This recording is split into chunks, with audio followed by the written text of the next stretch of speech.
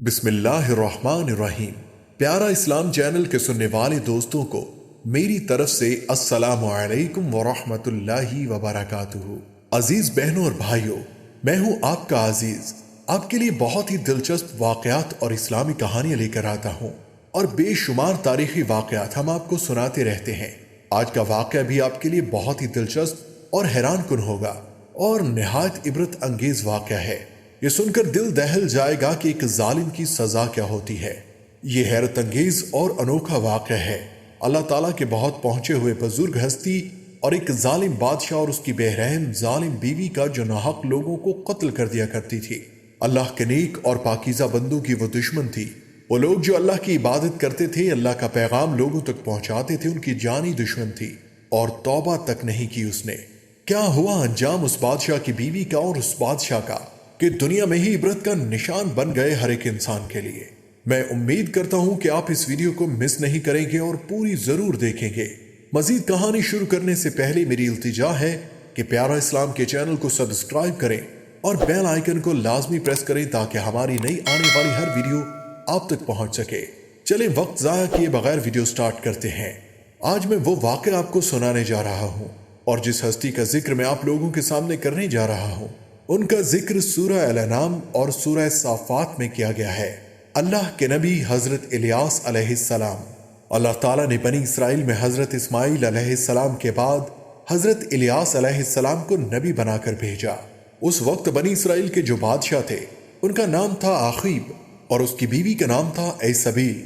وہ دونوں ایک بہت بڑے دیوتا جو ان کا معبود تھا اس کی عبادت کیا کرتے تھے، اور بنی اسرائیل کی پوری قوم اس شرک میں مبتلا تھی۔ اس بادشاہ کی بیوی نے ایک بہت بڑی عبادت گاہ بنائی ہوئی تھی، جہاں پر وہ بادشاہ کے ساتھ آ کر اور اپنی رعایا کے ساتھ آ کر عبادت کیا کرتے تھے، اور اس عبادت گاہ کے اندر بیٹھا ہوا ہوتا تھا شیطان۔ جب کبھی اس بادشاہ کو یا اس کی بیوی کو یا وزیر کو کوئی کام درپیش ہوتا تھا تو وہ اس دیوتا کے پاس آ کر سوال کرتے تھے، اور اندر بیٹھا ہوا شیطان ان کو مشورے بھی دیتا تھا، اور جو کچھ بھی فیصلہ کرنا ہوتا تھا وہی کرتا تھا۔ بادشاہ کی بیوی بہت ظالم تھی اور بہت بے رحم تھی۔ بادشاہ کے پڑوس میں ایک نیک بخت آدمی رہتا تھا۔ اس نیک بخت آدمی کے پاس ایک باغ تھا، اسی باغ سے اس کا گزر بسر ہوتا تھا۔ چونکہ وہ باغ بہت اچھا تھا، پھلدار تھا، تو سب آدمی اس کی تعریف کیا کرتے تھے، اور بادشاہ کی بیوی اس سے بہت جلتی تھی کہ لوگ اس بات کی تعریف کیوں کرتے ہیں، اور وہ ہر وقت ترکیبیں لگایا کرتے تھے کہ کوئی بہانہ بنا کر یا کوئی وجہ بنا کر اس بزرگ سے یہ باغ چھین لیا جائے اور اس نیک بخت شخص کو قتل کر دیا جائے، جو کہ اس کی عادت تھی اور شوق تھا۔ اور اس بادشاہ کا یہ قانون تھا کہ اگر اس کے سامنے یہ بات ثابت ہو جاتی تھی کہ کسی شخص نے اس کی بادشاہت کو گالی دی ہے، یا اس کو برا بھلا کہا ہے، یا اس کو گالیاں دی ہے، تو فوراً اس کو قتل کروا دیتا تھا۔ بادشاہ کی بیوی نے اس بات سے فائدہ اٹھایا۔ اس بات سے نیک بخت آدمی کو اس نے گرفتار کر کے اپنے پاس بلوایا اور کہا کہ ہم نے سنا ہے کہ تم نے ہمارے شوہر بادشاہ وقت کو گالیاں دی ہیں۔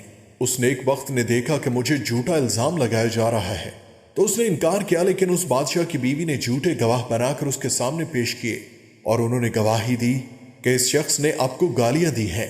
جب بادشاہ نے یہ سنا کہ اس شخص نے مجھے گالیاں دی ہیں، تو اس نے اس شخص کو قتل کرنے کا حکم دے دیا۔ قتل ہو جانے کے بعد بادشاہ کی بیوی اس کا پورا باغ جو ہرا بھرا تھا اس پر قبضہ کر لیا۔ بادشاہ کی بیوی بہت خوش تھی۔ اس دن اس کا خواب جو پورا ہوا تھا، اس دن اس کا خواب جو چاہتی تھی مکمل ہو گیا۔ ایک دفعہ بادشاہ ایک سفر سے واپس آ رہا تھا تو اللہ تعالیٰ نے حضرت الیاس علیہ السلام پر وحی نازل فرمائی، اس بات سے کہ ایک بے گناہ مسلمان پر اس قدر ظلم کیا گیا ہے، اس کو مار ڈالا گیا ہے، اس کا پھلدار باغ چھین لیا گیا ہے۔ اگر دونوں میاں بیوی توبہ کر لیتی ہیں سچے دل سے، اس کے بعد اس کے وارثوں کو وہ باغ لوٹا دیتے ہیں تو بہتر ہے، ورنہ ان کو ہلاک کر دیا جائے گا، ان کی بادشاہت چھین لی جائے گی۔ حضرت الیاس علیہ السلام اس بادشاہ کے سامنے پیش ہوئے اور اس سے یہ بات کہی جو اللہ پاک نے وحی نازل کی تھی۔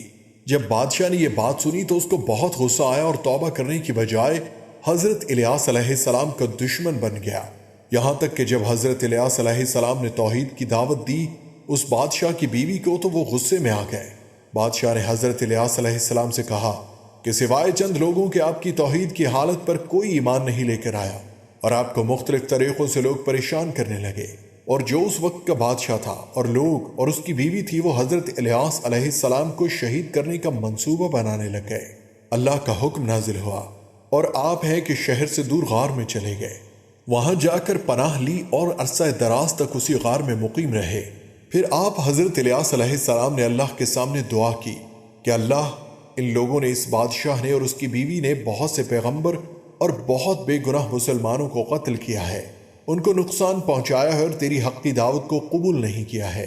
یہ بے گناہ لوگوں پر بے انتہا ظلم کرتے ہیں، اللہ ان کے ظلم کا خاتمہ کرتے۔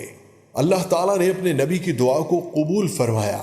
تفسیر میں لکھا گیا ہے کہ پھر اس ملک پر شدید قحط سالی کا عذاب آ گیا۔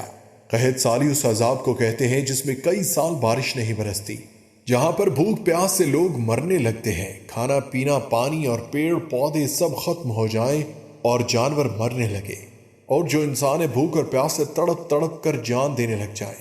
3 سال تک بارش نہیں ہوئی اس ملک میں۔ اس کے بعد حضرت الیاس علیہ السلام نے غار سے نکل کر اس بادشاہ سے ملنے آئے اور اس کو اللہ تعالیٰ کے اس عذاب سے ڈرایا کہ اگر اب بھی تم نے توبہ نہ کی تو یہ عذاب عمر بھر تم سے نہیں ہٹے گا، یہاں تک کہ تم ہلاک ہو جاؤ گے۔ اگر تم توبہ کر لیتے ہو تو تم پر یہ عذاب ہٹا دیا جائے گا۔ حضرت الیاس علیہ السلام نے فرمایا کہ تم کہتے ہو کہ بنی اسرائیل میں تمہارے معبود کے بہت سے ساتھی ہیں، تم ان سب کو میرے سامنے جمع کر لو، وہ بال کے نام پر قربانی پیش کریں، میں اللہ کے نام پر قربانی پیش کروں گا، جس کی قربانی کو آگ کھا کر بھسم کر دے گی اس کا دین سچا ہوگا۔ حضرت الیاس علیہ السلام کی یہ تجویز سن کر سب خوشی خوشی مان گئے اور کہنے لگے کہ ہم جس معبود کی عبادت کرتے ہیں وہ ہماری مدد ضرور کرے گا، جس کی کوئی بات نہ کر دے وہ تو شیطان، اور شیطان کسی انسان کی مدد کیسے کر سکتا ہے؟ شیطان نے اپنے بہکاوے میں ڈال رکھا تھا اس قوم کو، روح چلا رہا تھا اس کو۔ جب بادشاہ کے وہ جو عبادت کار لوگ تھے انہوں نے قربانی پیش کی تو آسمانی آگ آئی ہی نہیں، کیونکہ آسمانی آگ تو اللہ تعالیٰ کی طرف سے آتی، کوئی شیطان تو یہ سب کام نہیں کر سکتا تھا۔ آسمانی آگ نہیں آئی، اور جب اس قربانی کو قبول نہیں کیا تو سب حیران ہو گئے۔ جب حضرت الیاس علیہ السلام کی باری آئی تو انہوں نے اپنی قربانی پیش کی تو اس قربانی پر آگ نازل ہوئی اور اس نے اس قربانی کو بھسم کر دیا۔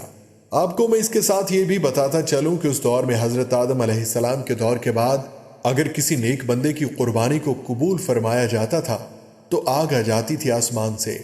اگر وہ نیک بندہ اس کی نیت اچھی ہوتی تھی اور وہ اللہ کے دین پر چلنے والا ہوتا تھا تو اس قربانی کو آگ بھسم کر کے اپنے ساتھ لے جاتی تھی۔ جب حضرت الیاس علیہ السلام کی قربانی کو قبول کر لیا گیا تو وہ لوگ سجدے میں گر گئے اور مان گئے کہ آپ خدا کے پیغمبر ہیں اور ایمان لے کے آ گئے۔ اور جب وہ لوگ ایمان لے آئے اور سچے دل سے توبہ کر لی تو اس کے بعد موسلا دھار بارش ہوئی اور قحط ختم ہو گیا، پیڑ پودے اور جانور سب ہرے بھرے صحت مند ہو گئے اور خوشی سے جھومنے لگے۔ لیکن جو بادشاہ کی بیوی تھی اس کی آنکھ تب بھی نہ کھلی، اس نے حضرت الیاس علیہ السلام پر ایمان لانے کے بجائے آپ علیہ السلام کو اپنی راہ سے ہٹانے کی تیاریاں شروع کر دی، یہاں تک کہ اس ظالم اور نبیوں کی گستاخ عورت نے اللہ کے نبی کے خلاف اپنے شوہر کو بھی بھڑکایا اور ایمان سے اس کو بھی خارج کروا دیا۔ وہ بادشاہ پھر سے گناہ گار ہو گیا اور ایمان کی راہ سے ہٹ گیا۔ حضرت الیاس علیہ السلام کو یہ دیکھ کر، یہ سن کر دلی افسوس ہوا۔ حکم الہی ہوا کہ اب آپ کو یہاں سے جانا ہوگا، یہ لوگ سدھرنے والے نہیں ہیں۔ اب ان پر جو عذاب آیا تھا اور 3 سال کے لیے جو عذاب آئے گا اس پر کبھی نہیں ہٹے گا، یہ ہلاک ہو جائیں گے۔ حضرت الیاس علیہ السلام اللہ کے حکم پر وہاں سے چلے گئے اور دوسرے ملک اپنے ایمان والے دوستوں کے ساتھ رہنے لگے۔ اب عذاب الہی شروع ہوا اور اس بادشاہ پر اور اس کی سلطنت پر اور اس کی بیوی پر، اور اس بادشاہ کو اپنی اولادوں پر بڑا غرور تھا۔ اس بادشاہ کا ایک بیٹا تھا، وہ اتنا شدید بیمار ہوا، ایک ایسی لا علاج بیماری لاحق ہوئی اس کو کہ مر گیا تڑپ تڑپ کر۔ ابھی بادشاہ اس صدمے سے نکلا نہیں تھا کہ ایک اور بادشاہ نے اس کے ملک پر حملہ کر دیا اور اس نے اس کے ملک کو فتح کر لیا اور پورے ملک میں حکومت کرنے لگ گیا، یہاں تک کہ اس بادشاہ کو جو شرک کرنے والا تھا اس کو تلوار سے کاٹ ڈالا، سب مر گئے، اب اس کا کوئی ساتھی نہیں تھا۔ اب صرف یہی نہیں ہوا، اس بادشاہ اور اس کی ملکہ اور اس کی وہ ظالم بیوی جو دوسروں کا قتل کرتے تھے، اس کو اللہ نے ایسی بیماری میں مبتلا کیا کہ وہ پانی بھی نہیں مانگ سکتے تھے، اس کا جسم گل سڑ گیا تھا۔ وہ اسی عذاب کی حالت میں اس دنیا سے چلی گئی اور اس پر اللہ نے جہنم رسید کر دی۔ گستاخی کی اس نے نبیوں کی، اور اللہ کے نبیوں کی گستاخی اور شرک میں مبتلا تھی تو کیسے وہ عذاب میں مبتلا نہ ہوتی؟ اور چونکہ اللہ تعالیٰ کے حکم کی خلاف ورزی کی تو یہ انجام تو ہونا تھا۔ تو میرے عزیز دوستو، ظلم کا بہت جلد خاتمہ ہو جاتا ہے، ظلم زیادہ دیر تک نہیں رہتا، اس لیے ہمیں ظلم اور بے رحمی سے بچنا چاہیے، اور یہ سب واقعے ہمارے لیے سبق آموز ہیں۔ ہمیں ان سے سبق سیکھنا چاہیے کہ ہم سے پرانی قوموں کا کیا حال ہوا، اور ہمارا بھی یہی حال ہو سکتا ہے اگر ہم آپ صلی اللہ علیہ وسلم کے بتائے ہوئے اصولوں کے مطابق زندگی نہیں گزاریں گے، اللہ کی نافرمانی کریں گے، اپنی مرضی کے مطابق زندگی گزاریں گے، تو وہ دن دور نہیں جس دن اللہ پاک ہم پر بھی عذاب نازل کریں گے۔ میری دعا ہے کہ اللہ پاک ہمیں اور آپ سب کو سمجھنے والوں کو اپنے حفظ و امان میں رکھے، اور ایسے ظلم سے بچائے اور نیک کام کرنے کی توفیق عطا فرمائے۔ آمین یا رب العالمین۔